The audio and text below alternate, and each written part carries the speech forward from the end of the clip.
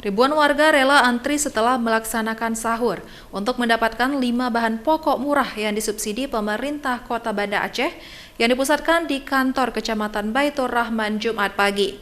Pasar murah ini digelar untuk membantu warga jelang tibanya Lebaran Idul Fitri. Antrian panjang ribuan warga dari berbagai kecamatan di Banda Aceh sudah terjadi sejak dari pukul 5.30 waktu Indonesia Barat atau setelah warga melaksanakan sahur dan salat subuh di halaman kantor Kecamatan Baitur Rahman. Para warga ini terpaksa harus mengantri lama agar mendapatkan kupon pembelian yang disediakan panitia.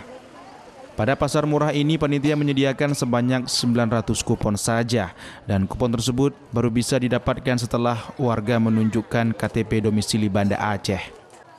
Pada pasar murah yang berlangsung di 9 titik di wilayah Kota Banda Aceh, selalu saja ramai diserbu warga. Bahkan warga mengaku terbantu dengan adanya pasar murah tersebut.